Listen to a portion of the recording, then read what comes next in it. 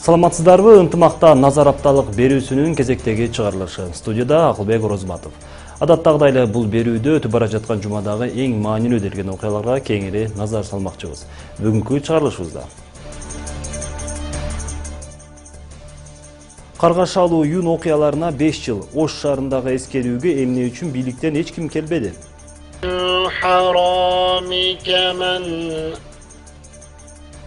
Кыргызстанда жогорку окуу жайлардагы келишим акы кеминде 30 000 сом болушу мүмкүн. Мындай сунуш билим сапатын жогорулатабы? Эгер контракт 30 000 болсо, анда билбейм, кай жактан акча таап контрактты төлөшкөчү.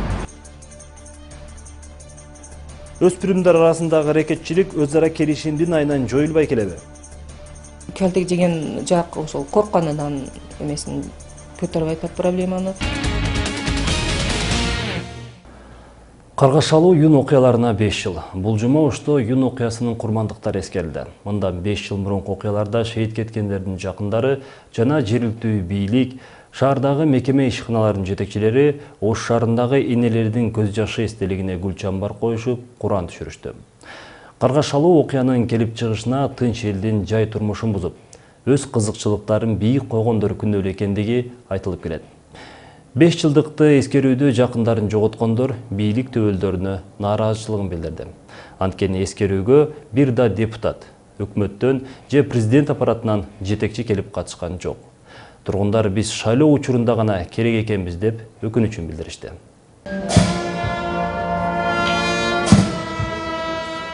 Шейит кеткендерди эскерүүгө маркумдардын жакындары, жергиликтүү бийлик, шаардык кеңештин депутаттары жана мекеме ишканалардын жетекчилери келишип, энелердин көз жашы эстелигине гүл чамбар коюшту. Маркумдардын арбагына багышталып, Куран түшүрүлдү.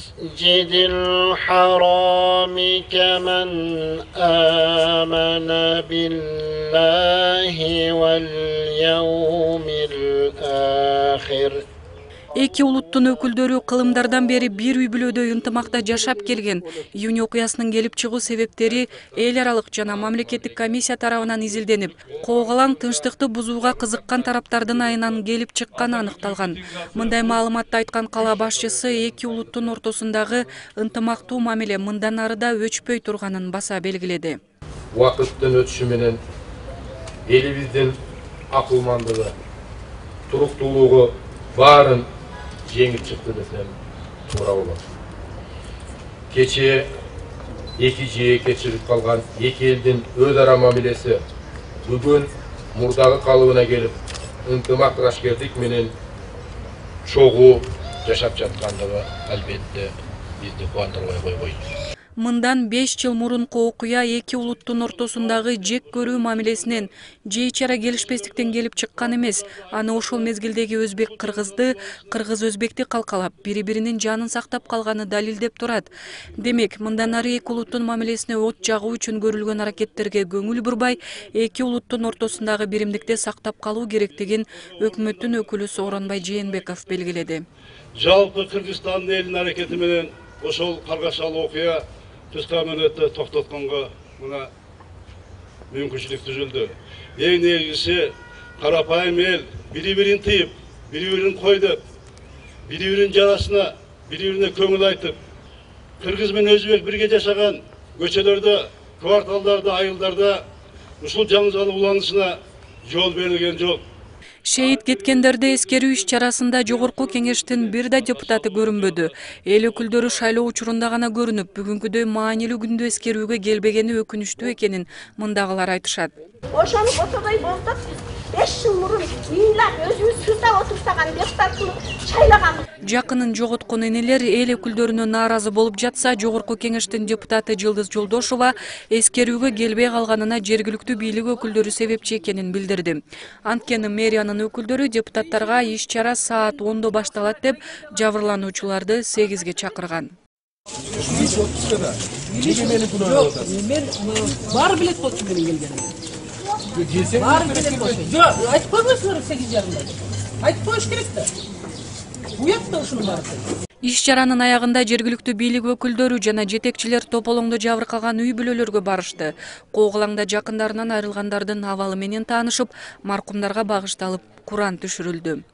فادخلي في عبادي وادخلي جنتي.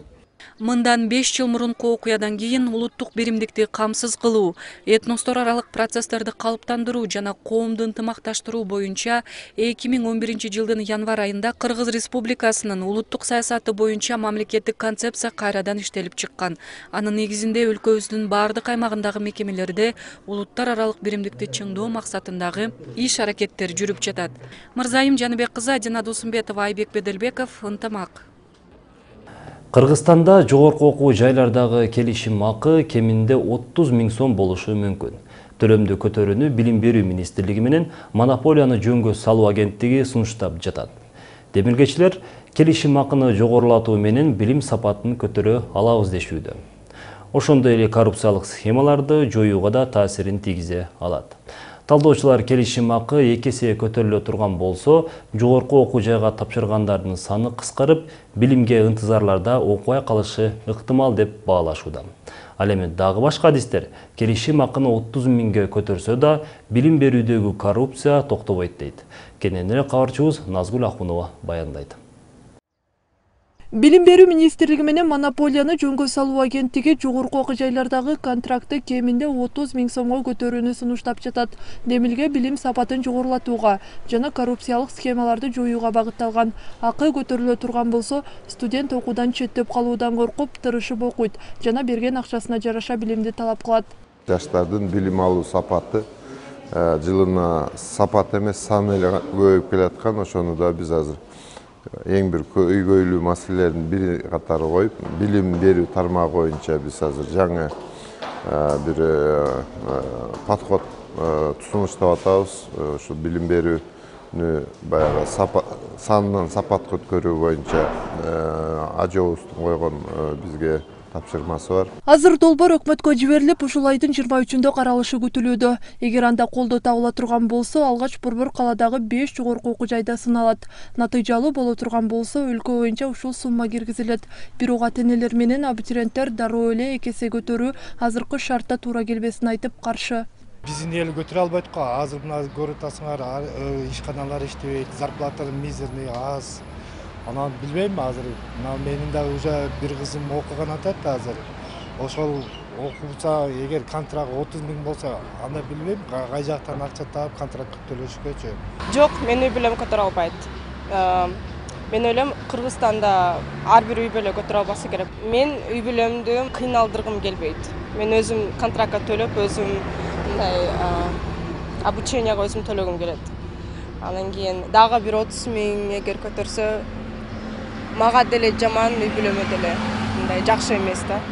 Талдоочулар төмөнкү келишим акы 30 000 сомду түзө турган болсо, жогорку окуу жайга тапшыргандардын саны кыскарып, билимге ынтызарларда окубай калышы ыктымал деп баалашууда. Бирок демилгечилер айткандай, билим сапатынын көтөрүлүшүнө чынын эле шарт түзө алат. Окутуучулардын да маянасы көтөрүлүп, пара алуу учуру жоюлат. Себеби социалдык абалы мугалимде болот да. Ошон үчүн багы, мисалы үчүн Эргизуудо, мисалы 45 000ден алышат да мугалимдерчи. Ал жерде эч кандай багы студенттерден акча талап кылышпайт. Себеби багы студентти канча жолу кайтарып, тем более көбүрөөк акча төлөгөндөн кийин булар окууга көбүрөөк кызыгат. Экономикалык серепчи Мирлан Убайдуллаевдин баамында Кыргызстандын шарты кымбаттатууга даяр эмес. Бирок ал бир нече комплекстүү маселенин чечилишин шарттайт. Алар татыктуу билим, айлык акы жана сапатсыз жогорку окуу жайлардын кыскаруусуна алып келет. Ошондуктан келишимдин наркын көтөрүү максаттуу. Кыргызстанда окуу жайлардын саны аябай көп. Жамгырдан кийин кол жагарында эле көбөйгөн. Ошондуктан эгер контракт жогорулай турган болсо, абитуриент өзү тандай баштайт. Кайсыл окуу жай жакшы, кайсыл окуу жайда жогорку билим жакшы берилет, сапаттуу берилет. Бул жөн эле контракт көтөрүп койгон, ал университеттин капчыгын көбөйтүү эмес. Көбөйтүү дегенди билдирбейт. Ал өз убагында же өз учурунда абитуриенттер тарабынан дагы окууга ынтылууну жогорулатуу жолдорун изденүүнү билдирет. Учурда жогорку окуу жайлардагы төмөнкү келишим акы 16 000 сом. Талдоочулар төмөнкү келишим акы 100% көтөрүлө турган болсо, бюджеттик орундарды да көбөйтүү керектигин кошумчалашат. Аны өкмөт көтөрүлгөн контракттын эсебинен ишке ашырса болот. Эске сала кетсек, өлкөдө 60га жакын жогорку окуу жай бар. Назгүл Ахунова, Айбек Беделбеков, ынтымак. Кара сууда өспүрүм бала өзүнөн чоңдордон келтек жеп ооруканага түштү. Жабыркаган баланын жакындарынын билдиришинче, келтектелген бала акыркы коңгуроону мектепти бүтүрүп жаткан классташтары менен кошо белгилөө үчүн Казакстандан келген. Өзүнөн 7 жаш улуу балдар ага салык салып, уруп салышкан. Токмоктон башы жараат алып, тиштери күйүлүп калган. Келтектелген ал баладан сырткары достору да болгон. Бирок жабыркаган баланын ата-энеси токмоктогондор менен келишип, милицияга кайрылган эмес. Жарандык коом өкүлдөрү болсо өспүрүмдөр арасындагы рекетчилик өз ара келишимдин айынан жойулбай келерин белгилешүүдө. Теманын уланысы кабарчыбыздын материалында. Ушул жылдын 28 майында Кара сууда өспүрүмдөн өзүнүн чоң балдар акча талап кылып токмоктоп салышкан. Жабыркаган баланын жакындарынын билдиришинче, келтектен бала башынан жараат алып, тиштери күйүлүп түшкөн. Жеке клиникага жаткырылып, милицияга кабар беришкен эмес. Анткени өспүрүмдү урган 24 жаштагы балдардын ата-энеси жабыркаган тарап менен өз ара келишип ишти жаап коюшкан. Ошондон улам токмоктолгон баланын ата-энеси коомчулукка ачыктап интервью бере алышкан жок. Милициянын маалыматы боюнча Ош шаары жана облусунда акыркы 2 жылдан бери өспүрүмдөрдүн арасында рекетчилик фактысы каттала элек. Өзүнүн чоң балдардын салык салганынан жабыркап кайрылган өспүрүмдөн арыз да түшкөн эмес. Ошондой эле облустагы мектептерде рекетчилик байкалбасын күч түзүмдөрү кошумчалайт. Ар бир мектептерде жаш өспүрүмдөр менен иштешүү инспекциясынын бөлмөлөрү ачылган. Ошол алардын иши ошол эртең менен иш башталгандан баштап күнү түнү ошол жерде мектепте окуучуларынын ар бир аракеттерин байкоо жүргүзүп, ата-энелер менен иш жүргүзгөндүктөн ошол бүгүнкү күндө акыркы 2 жылда ошондой рекетчиликке бөгөт кое алды. Жарандык коом өкүлдөрү рекетчилик фактысы кыскарып жатат дегенге кошулбайт. Өзүнүн кичинелерди басмырлап, аларга салык салуу аракети бүгүнкү күндө болуп эле жатат. Болгону эки тарап келишип ишти жаап койгондуктан көмүскөдө калып кетүүдө. Өкмөттүк эмес уюмдардын окуучулар арасында жүргүзгөн сурамчылоосунда бир мектепте эле рекетчилик барбы деген суроого 40% ооба деп жооп берген. Жакында эле өзүбүздүн Ошто эле болду бул окуя. Бывший депутат экен атасы, ошонун баласы постоянно эле ошол иш менен иш кылат экен да. Ошол атасы ошо бывший депутат экен, аны акча менен эле тосуп коюптур бардыгын. Ошондой случайлар болуп атат. Же келтек жеген жак ошол коркканынан эмесин көтөрүп айтат проблеманы, же болбосо ошондой эле акча менен.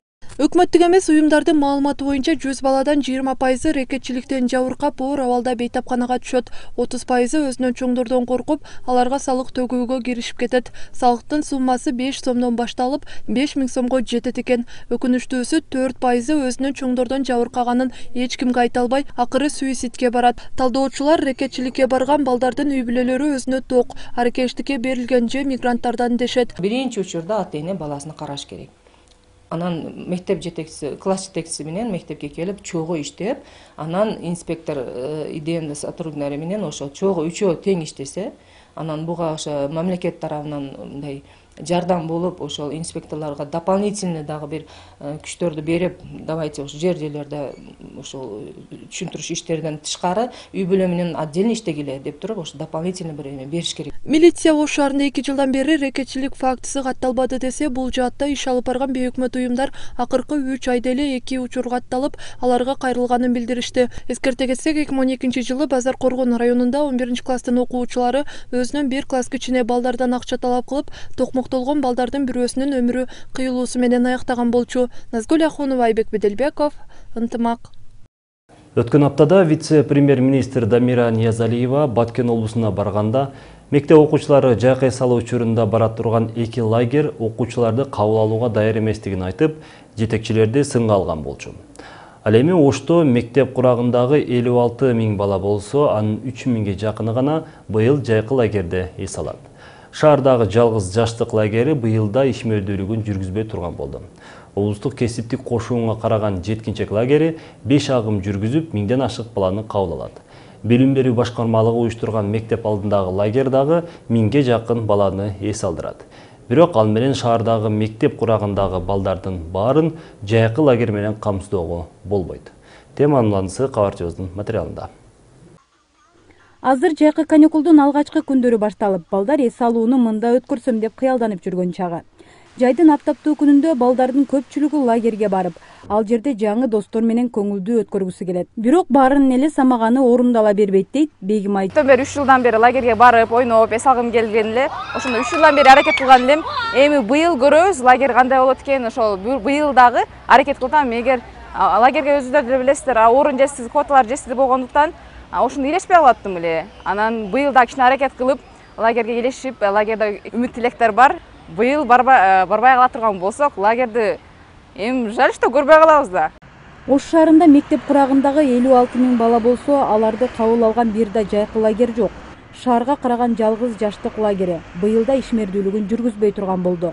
Оштогу облустук кесиптик кошунга караган жеткинчек лагери болсо, жаштык лагеринин иштебей жатканына байланыштуу өткөн жылкыдай бир агымды ашыкча жүргүзөт. Буга кошо ар бир агымда 50дөн ашыкча бала алат. Жалпы 5 агымда 1250 баланы эс алдырат. Бирок бул менен шаардагы балдардын баарын жайкы лагерь менен камсыздоого болбойт. Биздин бүгүнкү күндө лагерь жок болгондуктан шаарыбыздын мектептеринде мектеп астындагы лагерлерди уюштуруп атабыз. Ош технология университетинин базасында 8, 9, 10 класстын окуучуларына кесип тандоо боготу боюнча жайкы лагерлер уюштурулат. Бул экинчиси. Үчүнчүсү, биз өзүнчө жеке мүмкүнчүлүгү бар ата-энелер үчүн шаардык билим берүү башкармалыгы тарабынан жалпы Кыргызстандагы лагерлер жөнүндө маалымат гана берип атабыз. Ошол лагерлерге өздөрү жеке тарап катары барып балдарын эс алдырса болот. Мектеп алдында уюштурулган лагерь 1000ге жакын баланы кабыл алууну пландап жатат. Азырынча кайсыл убакыттан ишин баштары анык эмес. Балдардын тамагына каражат аз каралып калган үчүн билим берүү башкармалыгы көбөйтүп берүү боюнча билдирүү жиберген. Bir баланын bir күндүк тамагын 30 сом эмес 50 сомго көбөйтүү боюнча маселени Ош мэриясы чечелек. Маселе бир жактуу болгондон кийин социалдык жактан шарты начар жана жакшы окуган балдарга мектеп алдында лагерь каалгасын ачат. Анан биз жактуу эс алууга уюштура албадык. Биз мектеп алдындагы гана эс алуу аянтчаларын уюштурдук. Буга ушул күндө 31 мектептен бизге табыштамалар түштү. Андан сырткарыдагы шаардын сыртында дагы ата-энелердин линиясы аркылуу дагы уюштурулат. Ал жактарга барышат. Коомдук уюмдар тарабынан уюштурулуп атат. Аларга жиберип атабыз. Мисалы атап айтсак, Миротворчество деген коомдук уюм аркылуу Өзгөн районунда ачылды. 3 агым менен өткөрүлүп атат. Ал арткы 7 күндөн. Окуучулар үчүн жайкы лагерь Ош шаарында эле эмес, өлкө боюнча улуттуу маселе. Талдоочулардын айтымында өспүрүмдөр жайкы каникулду көңүлдүү жана пайдалуу өткөрүү үчүн лагерлер менен камсыз болушу керек. Жайкы лагерлердин жетишпестигинен айрым окуучулар ар кайсыл компьютердик оюндарга азгырылып жатат.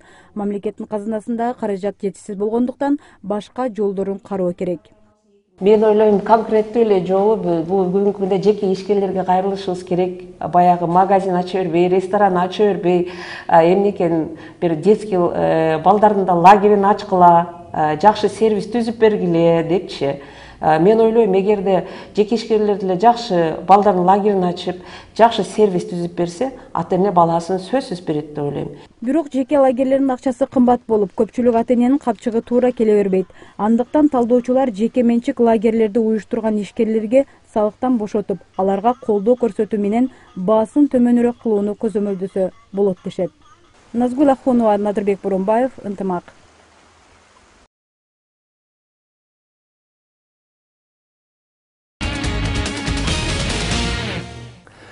Бул чыгарылышыбызда дагы бир жолу Ош шаарындагы автобекет маселесине токтолобуз. Шаардык мэрия жол тыгын азайтуу максатында базар ичиндеги автобекетти жылдыруу аракетин көрүп баштаган эле. Ал эми бул жума башында өткөн депутаттардын кезектеги сессиясында маселеде дагы бир жагдай пайда болгондой. Шаардык кеңештин депутаты Шайлообек Атазов кызмат көрсөтө турган жаңы автобекет жеке адамга караштуу жана учурда сатыкта турат деп айтып чыкты. Бирок жергиликтүү бийлик өкүлдөрү мындай маалыматты четке кагат. Ар түрдүү кайчы пикирлерди жарап жаткан автобекеттин жылдырылышы тууралуу кийинки материалда сөз болот. Ош шаардык кеңештин кезектеги сессиясынын күн тартибине 13 маселе коюлган. Алгач Ош шаарындагы тышкы миграциялык абал тууралуу маселе каралды. Андан соң шаардык билим берүү башкармалыгы аткарып жаткан иштердин натыйжалуулугу жөнүндө сөз болду. Жергиликтүү депутаттар билим берүү мекемелеринин жетекчилерин билим деңгээли, мугалимдердин этикасы башкармалык тарабынан көзөмөлгө алынышы зарыл экенин айтышты. Бирөөгө бир тамчы тарбия берүүдөн мурда өзүндө 1000 тамчы тарбия болуш керек депчи. Бала бакчалардын башчыларынын өздөрүнүн адеп ахлактык билим деңгээли, маданият деңгейде қаншалық деңгейде ушундай маселелер сиздин гармондун кеңештерде каралып талкууланып жыйынтык чыккан учурлар барбы? Балдар бакчаларынын директорларын дайындоо шаардык билим берүү башкармалыгынын башчысынын милдетине кирет. Ал эми андан сырткары шаарыбызда менчик мектептер бар, алар бизге тиешелүү эмес. Мындан сырткары билим берүү мекемелеринде айрыкча бала бакчалардагы коррупциялык схемалардын орун алышы талкуу жаратты. Билим берүү башкармалыгынын башчысы Куштарбек Кимсанов пара алуу фактылары такыр жок деп айтуудан алыс экенин билдирди.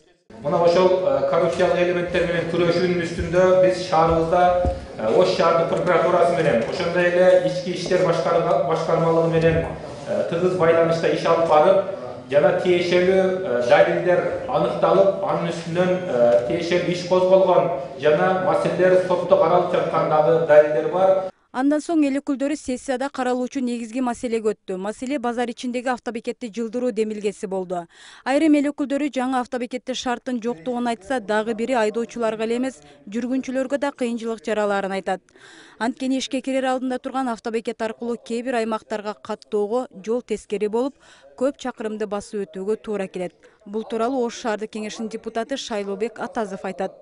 Алайдан келген, Аравандан келген, же болбосо Баткенден келгендер туура ошол жака чейин барбай, эл дегенде биз Европа кылабыз деп атабыз.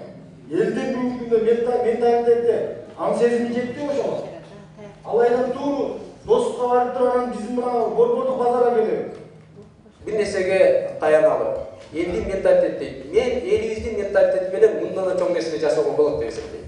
Шаардык кеңештин депутаты Шайлообек Атазовдун айтымында учурда оңдолуп жаткан автобекет сатыкта турат.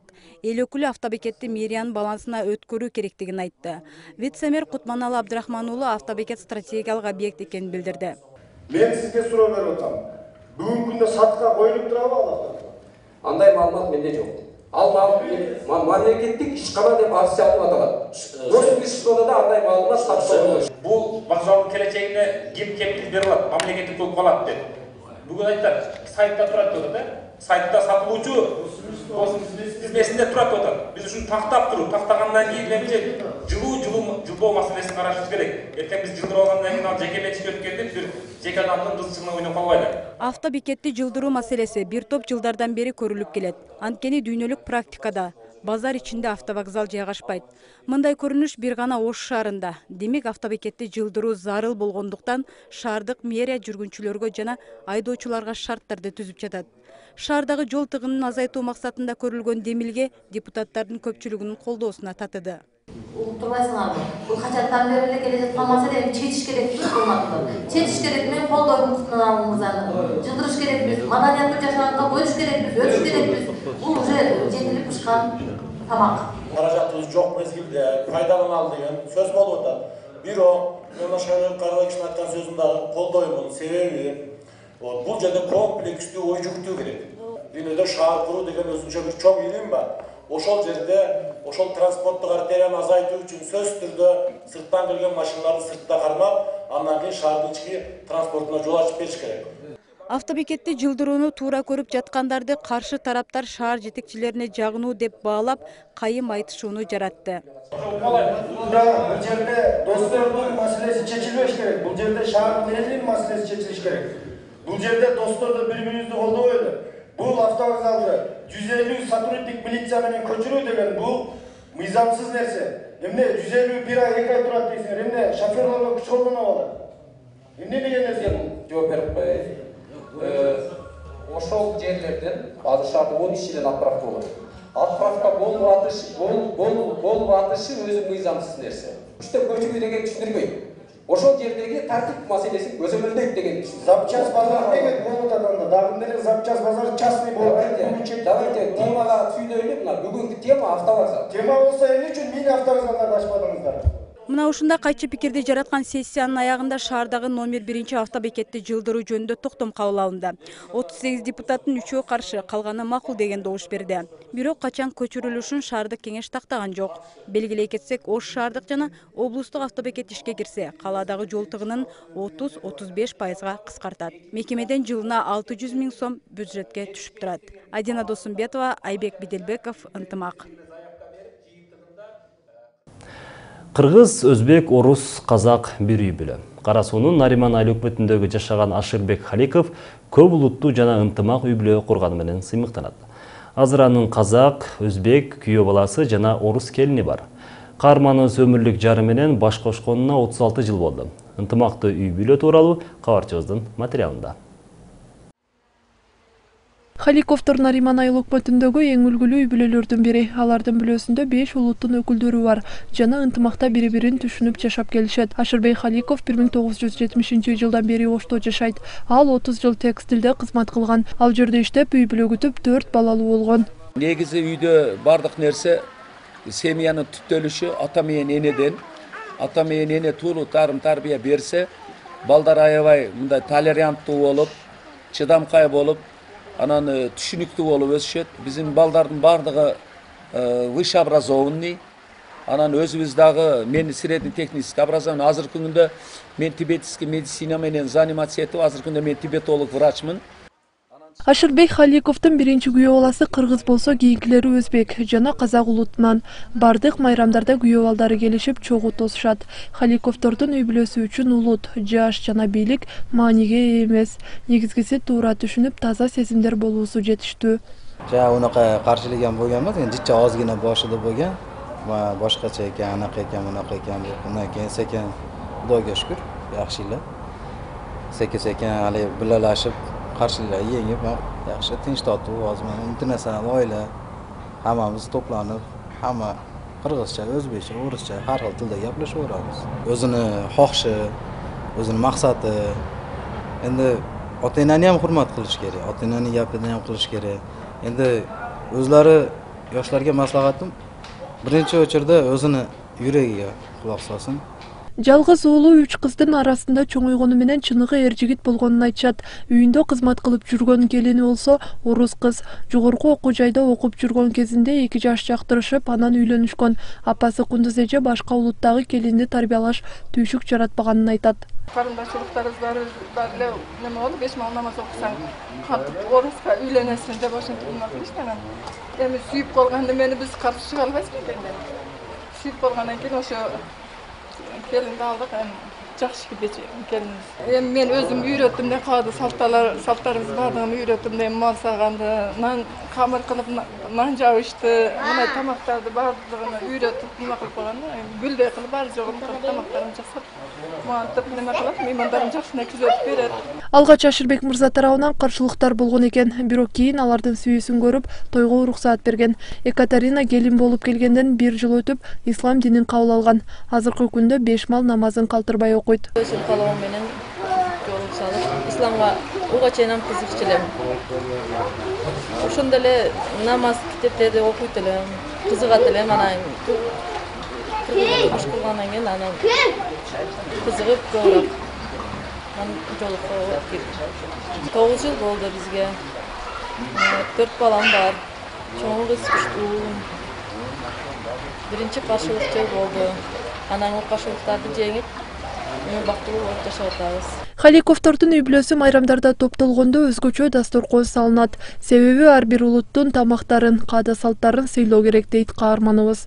Алар 3 тилде сүйлөшөт. Казакстандагы кызынын өмүрлүк жолдошу казак улутунан. Алар менен тез-тез байланышып турарын айтат. Назгүл Ахонова, Рануй Назарова, Айбек Беделбеков, Ынтымак.